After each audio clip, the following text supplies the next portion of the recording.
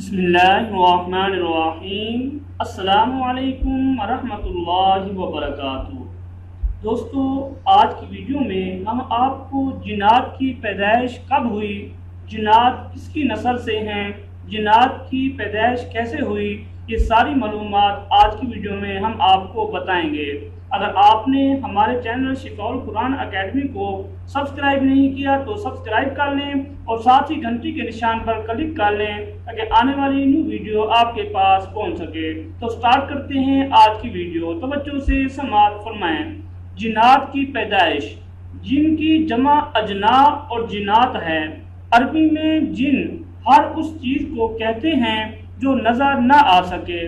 چونکہ فرشتے بھی ہمیں نظر نہیں آتے، اس لیے عربی فرشتوں کو بھی جن کہتے ہیں۔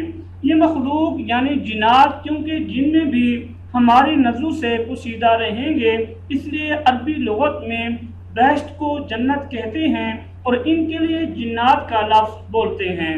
عجائب القصص میں لکھا ہے کہ اللہ تعالی نے اپنی قدرت سے ایک آگ پیدا کی، اس آگ میں نور بھی تھا اور ظلمت بھی۔ چنانچہ حق باری تعالی نے نور سے فرشتہ اور دھوئیں سے دیو یعنی جنات پیدا کیے۔ جنات میں چونکہ نور اور ظلمت دونوں چیزیں تھیں، اس لیے بعض تو ایمان کے مشرف ہوئے اور بعض کفر و گمراہی میں مبتلا ہو گئے۔ روایات صحیح میں مرقوم ہے کہ حضرت آدم علیہ السلام کی پیدائش سے تقریباً 1.25 لاکھ برس پہلے اللہ تعالی نے جنات کو پیدا کر کے زمین پر آباد کیا تھا۔ دنیا میں جنوں کی نسل کی بود و باس کے لیے جگہ نہ رہی تو حق تعالی نے کچھ جنات کو ہوا میں رہنے کے لیے جگہ عطا فرمائی اور کچھ جنات آسمان اول پر رہنے لگے۔ جنات کی افزائش نسل کا یہ عالم تھا کہ ایک حمل سے ایک لڑکا اور ایک لڑکی پیدا ہوتی تھی۔ جب ان کی تعداد 70,000 ہو گئی اور شادی بیاہ کا سلسلہ جاری رہا تو پھر ان کی کوئی حد اور انتہا نہ رہی۔ حضرت شاہ عبدالعزیز صاحب نے فتح العزیز میں جنات کی پیدائش کا تذکرہ ان الفاظ میں کیا ہے۔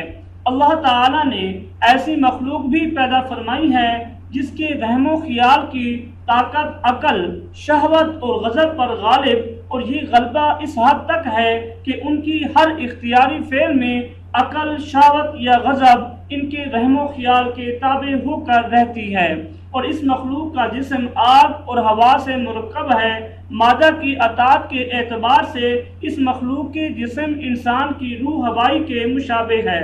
جنات کے جسم اور انسان کی روح ہوائی میں یہ فرق ہے کہ انسان کی روح ہوائی تو عناصر اربع کا خلاصہ ہوئی ہے اور جنات کے جسم آگ اور ہوا سے مرکب ہوتے ہیں۔ اللہ تعالی نے اپنی قدرت سے ایک آگ پیدا کی، اس آگ میں نور بھی تھا اور ظلمت بھی۔ نور سے فرشتے پیدا کیے اور آگ سے جنات کی تخلیق فرمائی۔ فرشتے چونکہ نور سے پیدا ہوئے تھے اس لیے وہ اطاعت الہی میں مصروف ہو گئے، اور جنات چونکہ ظلمت کی پیدائش تھے اس لیے وہ کفر، ناشکری، غرور اور سرکشی میں پڑ گئے۔ جنات کے مادہ میں چونکہ نور اور ظلمت دونوں چیزیں ہیں اس لیے ان میں سے بعض ایمان کے نور سے معترف ہوئے اور بعض ظلمت کے حوالے سے کفر اور گمراہی میں مبتلا ہو گئے۔ اللہ تعالی نے نار سموم پیدا کیا، یہ وہ آگ تھی جس میں دھواں نہ تھا۔ اس آگ سے اللہ تعالی نے جان یعنی جن کو پیدا کیا اور اس جان کا نام ماج رکھا اور اس کی بیوی مرحبا کے نام سے پیدا کی۔ اس جوڑے سے جنات کی نسل بڑھی اور ان کے بہت سے قبیلے پیدا ہو گئے۔ اس سلسلے میں شاہ عبدالعزیز نے فتح العزیز نے لکھا ہے کہ اللہ تعالی نے ایسی مخلوق بھی پیدا فرمائی جس کی وہم و خیال کی طاقت عقل، شہوت اور غضب پر غالب ہے، اور یہ غلبہ اس حد تک ہے کہ ان کے ہر اختیاری فعل میں عقل، شہوت یا غضب ان کے وہم و خیال کے تابع ہو کر رہتی ہے۔ اور اس مخلوق کا جسم آگ اور ہوا سے مرکب ہے۔ جنات کے جسم اور انسان کی روح ہوائی میں یہ فرق ہے کہ انسان کی روح ہوائی تو ہوائیں اربع کا خلاصہ ہوتی ہے اور جنات کا جسم آگ اور ہوا کا مرکب ہوتا ہے۔ جنات انسان کی روح ہوائی کی طرح لطیف ہوتے ہیں۔ حضرت شاہ عبدالعزیز فرماتے ہیں چونکہ جنات کا ظاہری جسم انسان کی روحی ہوائی کی طرح لطیف ہے، روح کے ساتھ اختلاط سے اصل کی لطافت اور بھی بڑھ جاتی ہے۔